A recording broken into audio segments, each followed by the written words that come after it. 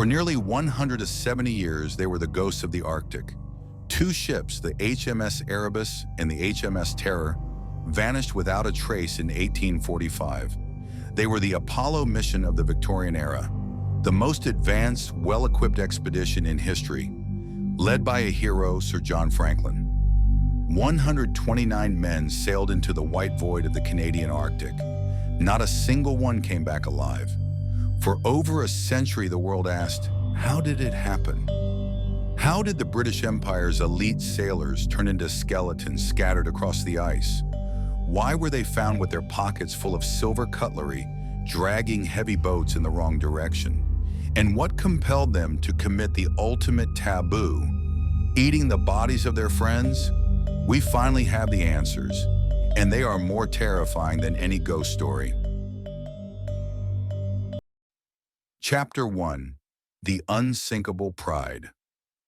To understand the scale of this tragedy, you must understand the arrogance of the British Empire in 1845. Sir John Franklin was 59 years old, a veteran explorer.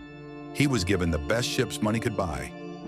The Erebus and Terror were former bomb vessels, ships built with reinforced hulls to withstand the recoil of mortars. They were incredibly strong. They were fitted with brand new steam locomotive engines to push through the ice. They had a heating system that circulated hot water through pipes to keep the sailors warm. They carried a library of 2,900 books. They had a barrel organ to play music. They had fine china and crystal glasses. And the food, they packed enough supplies for 3 years. 8,000 tins of preserved meat, soup, and vegetables. 1,300 kilograms of tobacco. 4,000 liters of lemon juice to prevent scurvy. In their letters home, the officers were bored. They complained that the expedition might be too easy. They expected to be in the Pacific Ocean within a year. They had conquered the world. They thought the Arctic was just another map to draw. Chapter 2. The First Warning. The first winter passed at a small island called Beechey Island. It was here that the cracks began to show. 3 men died that first winter: John Torrington, John Hartnell, and William Brain. They were buried deep in the permafrost. In the 1980s, scientists exhumed these bodies to find clues. What they found was a time capsule of horror.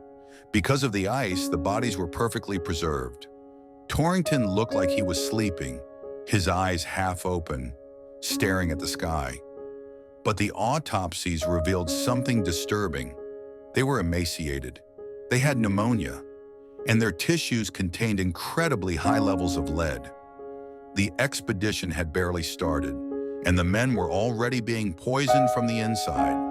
The crew left the graves behind and sailed south deeper into the trap. They thought the worst was over. They were wrong. Chapter 3. The trap closes September 1846. The ships reach King William Island, and then the ice stops moving. The ocean freezes solid around them. The Erebus and Terror are locked in a vice grip. The crew prepares for their second winter. Imagine the psychological torture. The sun sets in November and doesn't rise until February. For 3 months, they live in total darkness. The temperature drops to minus 50 degrees Celsius. The wind howls constantly.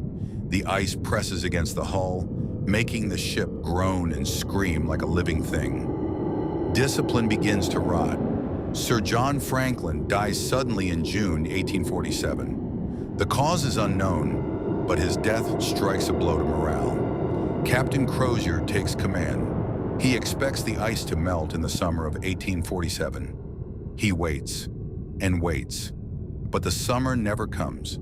The ice never releases them. By 1848, they have been stuck for nearly 2 years.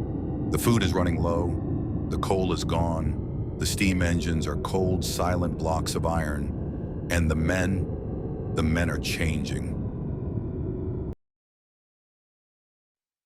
Chapter 4. The Mind Unravels. This is where the mystery deepens. Why did experienced sailors make such terrible decisions? The answer lies in the tin cans. The expedition's food contractor, Stephen Goldner, rushed the order. To save time, the factory workers soldered the cans with lead, thick, messy blobs of it that dripped into the soup and meat. Lead is a neurotoxin. It doesn't just make you sick, it makes you mad. Symptoms include paranoia, confusion, aggression, and fatigue. As the crew sat in the dark ships, eating this poisoned food day after day, their minds began to break. They became weak, but not just physically. They suffered from a condition called Arctic hysteria. They likely hallucinated in the polar night. Captain Crozier saw his men turning into zombies. He knew they had to leave the ships, or they would all die in the metal tombs. Chapter 5. The Death March, April 22nd, 1848.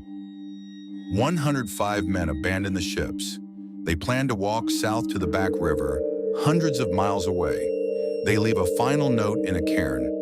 Start on tomorrow 26th for Backfish River. But what they brought with them proves their madness. When searchers found their abandoned lifeboats years later, they were baffled. The boats were mounted on heavy sledges, weighing nearly a ton. And inside, they weren't just carrying food. They were dragging silver cutlery with the officers' initials, curtain rods, silk handkerchiefs, scented soap, slippers, books. Why would starving men drag hundreds of pounds of useless luxury items across the ice? It was the lead. Their brains could no longer prioritize survival. They were clinging to their identity as British officers, even as they died.